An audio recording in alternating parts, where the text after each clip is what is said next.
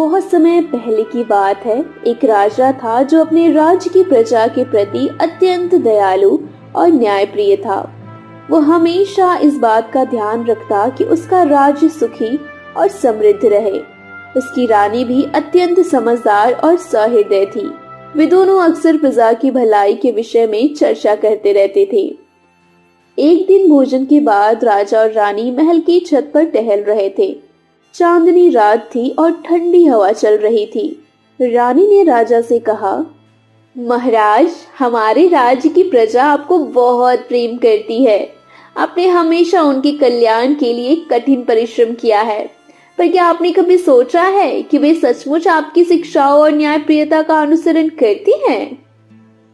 राजा थोड़ी देर शांत रहे और फिर बोले, रानी, यही बात मुझे भी कई दिनों से परेशान कर रही है। मैं ये जानना चाहता हूँ कि क्या हमारे राज्य के लोग सत्य, ईमानदारी और न्याय का पालन करते हैं या केवल डर और दिखावे के कारण ऐसा करते हैं। तो फिर महाराज, आपको इसका पता लगाने के लिए कुछ करना होगा, लेकिन ये ध्यान रखें कि आपकी परीक्षा से किसी को अनावश्यक कष्ट ना हो। राजा ने सहमति में सिर हिलाया और गंभीर स्वर में कहा, तुम्हारी बात ठीक है रानी। मुझे ऐसा तरीका अपनाना होगा जिससे मैं अपने राज्य के हर व्यक्ति की सच्चाई जान सकूं। कल सुबह मैं अपने मंत्रियों से इस विषय पर चर्चा करूंगा।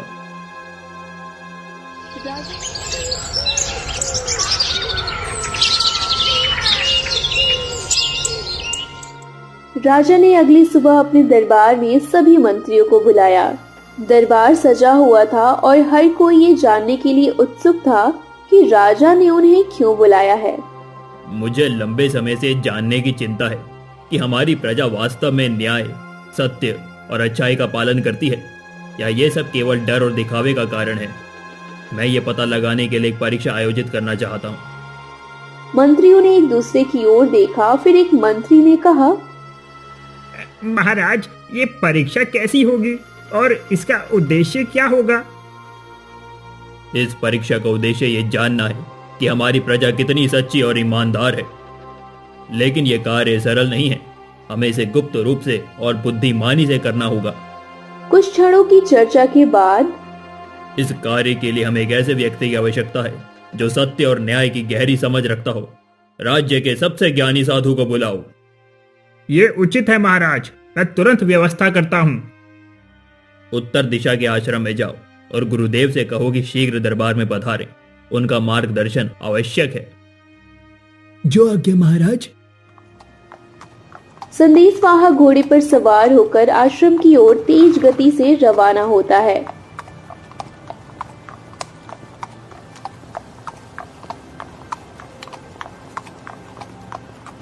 लंबी यात्रा के बाद वह साधु के शांत और हरे भरे आश्रम पहुंचता है।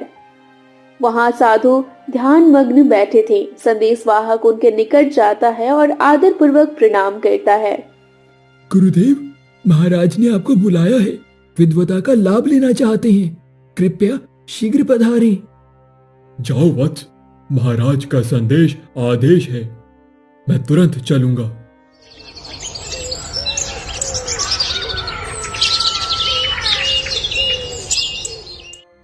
अगले दिन साधु दरबार में उपस्थित हुए। साधु का लंबा कद, सफेद दाढ़ी और शांत मुख मुद्रा उन्हें अद्वितीय बनाती थी।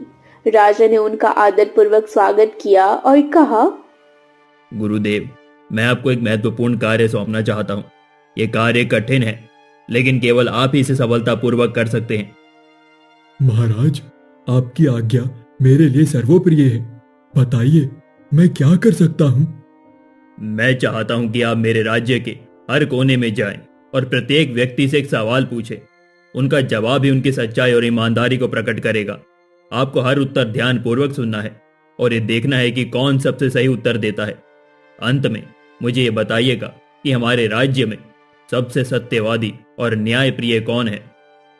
महाराज, ये कार्य कठिन अवश्य है, लेकिन मैं इसे आपकी सेवा में समर्पित होकर करूंगा। कृपया मुझे बताइए, वो सवाल क्या है जो मैं प्रजा से पूछूं? राजा ने साधु को एक पल के लिए देखा और गंभीर स्वर में कहा, सवाल ये होगा, सत्य क्या है? यह सवाल सरल प्रतीत होता है, लेकिन इसका उत्तर हर किसी को समझ ईमानदारी और दृष्टिकोण को प्रकट करेगा। महाराज, आपकी परीक्षा का उद्देश्य महान है। मैं आज ही अपनी यात्रा प्रारंभ करूंगा और हर उत्तर को ध्यानपूर्वक सुनूंगा। आपकी आज्ञा का पालन करना मेरा कर्तव्य है। राजा ने साधु को विदा करते समय कहा, गुरुदेव, आपकी यात्रा में कोई कठिनाई हो तो आप मुझे तुरंत संदेश भिजवाइएगा, और जब आपकी परीक्षा पूरी हो जाए तो मुझे परिणाम बताने में देर ना करें। साधु ने राजा की आज्ञा का पालन करते हुए अपनी यात्रा प्रारंभ की। साधु गांव के चौपाल में पहुंचे जहां लोग इकट्ठा थे। उन्होंने पूछा, सच्चा धन क्या है? गुरुदेव, सच्चा धन तो अनाज और जमीन है। अगर हमारे पास फसल है तो हम भूखे नहीं मरेंगे। यही हमारा असली धन है। साधु महाराज, सच्चा धन पैसा और सोना है। इसके बिना दुनिया में कुछ भी संभव नहीं है। साधु बिना कुछ कहे वहां से चले जाते हैं।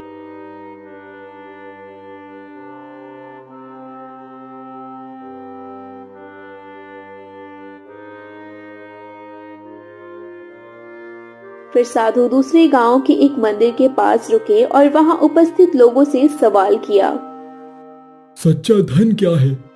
सच्चा धन तो शिक्षा और ज्ञान है। इससे हम सब कुछ पा सकते हैं। गुरुदेव, मेरे लिए सच्चा धन मेरे पशु हैं। ये ही मेरी रोजी रोटी का साधन है और इनसे ही मेरा परिवार पलता है। फिर साधु आगे की तरफ निकल जाते हैं। साधु ने तीसरे गांव के बाजार में जाकर वही सवाल किया, सच्चा धन क्या है? साधु जी, सच्चा धन ग्राहक है। अगर वो खुश हैं तो हमारी दुकान चलती है। अरे, मेरे लिए सच्चा धन स्वास्थ्य है। अगर शरीर ठीक है तो हम मेहनत कर सकते हैं और जी सकते हैं। सच्चा धन तो संतोष है।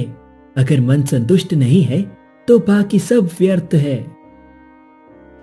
फिर साधु आगे की तरफ चले जाते हैं। चौथा गांव साधु ने चौथे गांव के राजमहल के पास रहने वाले लोगों से पूछा, सच्चा धन क्या है? सच्चा धन कर्तव्य है। अगर हम अपने धर्म का पालन नहीं करेंगे तो हमारा जीवन व्यर्थ है। हमारे लिए सच्चा धन आपसी प्रेम है। यही हमें जीवन भर साथ रखता है। गुरुदेव, सच्चा धन न्याय है। अगर राज्य में न्याय होगा तो हर कोई सुखी रहेगा। साधु ने सभी उत्तरों को एकत्र किया और राजा के पास लौटे। साधु ने दरबार में प्रवेश किया और राजा को प्रणाम कर कहा, महाराज, मैंने राज्य के हर गांव, शहर और नगर का भ्रमण किया और लोगों से पूछा है कि सच्चा धन क्या है। मुझे कई उत्तर मिले हैं जो उनकी समझ और जीवन के अनुभवों पर आधारित है। क्या उत्तर मिले गुरुदेव, बताइए। कुछ ने कहा सच्चा धन धन दौलत है। कुछ ने शक्ति और सत्ता को सच्चा धन माना। किसी के लिए शिक्षा तो किसी के लिए स्वास्थ्य। कई लोगों ने प्रेम, संतोष और ईश्वर की भक्ति को सच्चा धन कहा। राजा ने हर उत्तर को ध्यान से सुना और गहरी सोच में डूब गए। हर उत्तर अपने अपने स्थान पर सही लगता है, लेकिन क्या यह सच्चाई की पूरी तस्वीर है? क्या इनमें से कोई भी उत्तर सच्चे धन की सही परिभाषा है? राजा ने साधु की ओर देखा। गुरुदेव, मैं इन उत्तरों से संतुष्ट नहीं हो पा रहा हूँ। मुझे लगता है कि सच्चे धन की पहचान इससे परे है। क्या आप मुझे मार्गदर्शन दे सकते हैं?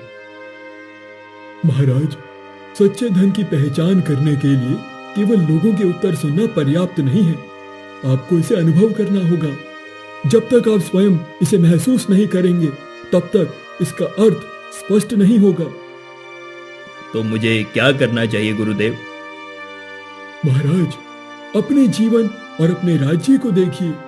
जो हर चीज, हर परिस्थिति में स्थिर और अविचल रहती है, वही सच्चा धन है। इसे खोजने के लिए आपको गहराई से आत्ममंथन करना होगा। मैं समझता हूँ गुरुदेव, परंतु मुझे किस तरह इसका अनुभव होगा? आपको अपने जीवन की व्यवस्थाओं और बौद्धिक संपत्ति से ऊपर उठकर अपने दिल और आत्मा की गहराई में उतरना होगा। केवल तब आप सच्चे धन की पहचान कर पाएंगे। ये मार्गदर्शन बहुत गहरा है, मुझे इसे समझने के लिए समय देना होगा। सच्चे धन की पहचान पाना एक यात्रा है महाराज। इस यात्रा का आरंभ केवल आपके भीतर से होगा। राजा ने साधु की सलाह मानकर एक साधारण वेश धारण किया और अपने राज्य के विभिन्न हिस्सों में गुप्त रूप से यात्रा पर निकल पड़े। उन्होंने गांव के एक किसान से पूछा, भाई सच्चा धन क्या है? सच्चा धन मेहनत है। हमारी फसल हमारे श्रम का फल है। अगर हम मेहनत नहीं करेंगे तो जीवन कैसे चलेगा? राजा ने किसान की बात सुनी और आगे बढ़ गए। राजा ने एक साधु से वही सवाल पूछा, गुरुदेव, आपके अनुसार सच्चा धन क्या है? सच्चा धन आत्मिक शांति है। अगर मन शांत है तो संसार के सुख दुख हमें विचलित नहीं कर सकते। यही सच्चा धन है। राजा ने साधु को प्रणाम किया और अपनी यात्रा जारी रखी। राजा ने बाजार में एक व्यापारी से पूछा, मित्र, सच्चा धन क्या है? सच्चा धन विश्वास है। ग्राहक का विश्वास और रिश्तों का भरोसा ही मेरे लिए सबसे बड़ा धन है। इसके बिना व्यापार नहीं चल सकता।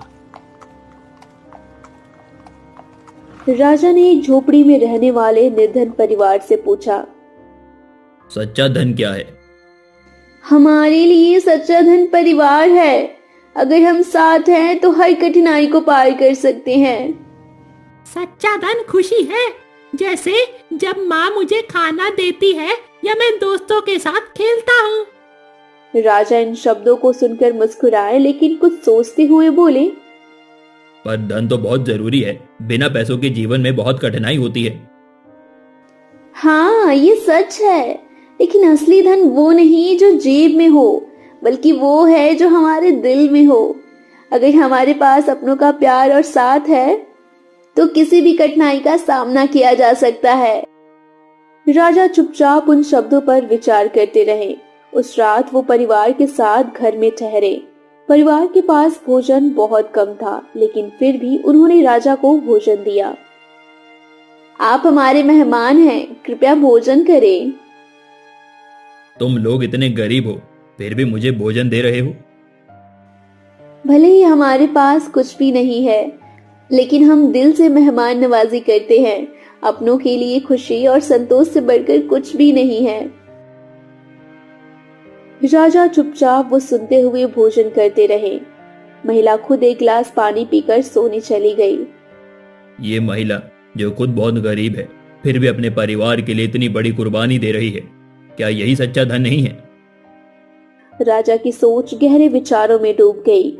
वो रात भर उस परिवार के प्रेम और बलिदान को समझने की कोशिश करते रहे।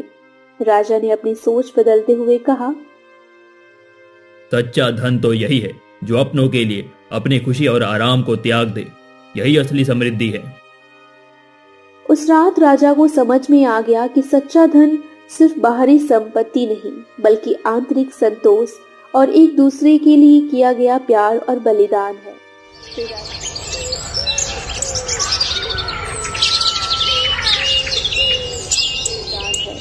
फिर राजा वहां से आगे बढ़ते हैं और एक सैनिक के घर में जाकर सैनिक से पूछा, सच्चा धन क्या है? सच्चा धन देशभक्ति और कर्तव्य है। अपनी मातृभूमि की रक्षा करने से बड़ा धन कोई नहीं है। यही जीवन का सबसे बड़ा उद्देश्य है। राजा ने अपनी यात्रा के दौरान अनेक उत्तर सुने। हर उत्तर ने उन्हें एक नई दृष्टि दी। उन्होंने महसूस किया कि सच्चा धन हर व्यक्ति के लिए अलग होता है। ये उसकी प्राथमिकताओं, अनुभव और जीवन की परिस्थितियों पर निर्भर करता है। शायद सच्चा धन कोई चीज नहीं है, ये हर व्यक्ति के जीवन का वो अनमोल तत्व है जो उसे संतोष, शांति और खुशी देता है। राजा अपनी यात्रा समाप्त करके राजमहल लौटे और सीधे साधु के पास पहुंचे। साधु ने राजा को देखकर पूछा, महाराज, क्या आपने सच्चे धन का अर्थ खोज लिया? हाँ गुरुदेव, आपकी बातें पूरी तरह समझ में आ गई हैं। सच्चा धन वो है जो दूसरों के भले के लिए काम आए। मैंने अपनी यात्रा में देखा कि जब लोग अपने अनुभव और सुख दुख साझा करते हैं तो वो एक दूसरे की मदद भी करते हैं, तो वो अधिक खुश और संतुष्ट रहते हैं। सच्चा धन केवल संग्रह करने में नहीं, बल्कि बांटने में है। महाराज, आपने सत्य को पहचान लिया।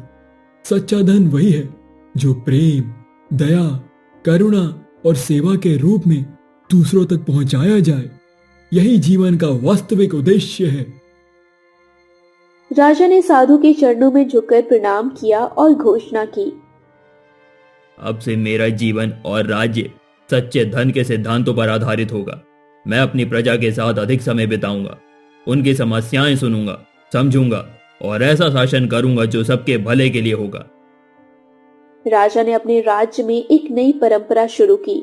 उसने ऐलान किया कि अब से हर वर्ष हम सच्चा धन उत्सव मनाएंगे।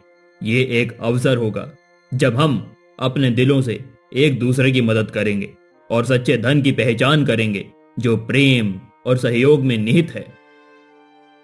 राजमहल में सब लोग इस घोषणा पर खुश थे। ये एक अद्भुत पहल है महाराज। इससे राज्य में प्रेम और एकता का संचार होगा। हम सभी को यह समझना होगा कि असली समृद्धि बाहरी संपत्ति में नहीं, बल्कि हमारे रिश्तों में और एक दूसरे की मदद करने में है। सच्चा धन उत्सव हर साल धूमधाम से मनाया जाने लगा। लोग एक दूसरे के साथ समय बिताते, जरूरतमंदों की मदद करते और अपनी खुशियों को बांटते। इस परंपरा ने राज्य में न केवल प्रेम, एकता को बढ़ावा दिया, बल्कि दया और सहयोग की भावना भी जिंदा की। इस प्रकार राजा की खोज ने न केवल उन्हें पूरे राज्य को सच्चे धन का महत्व सिखाया, बल्कि राज्य को प्रेम और सौहार्द का आदर्श बना दिया। सच्चा धन वही है जो दूसरों के भले के लिए खर्च किया जाए। जीवन का असली उद्देश्य है दूसरों के साथ अपना सुख और संपत्ति साझा करना।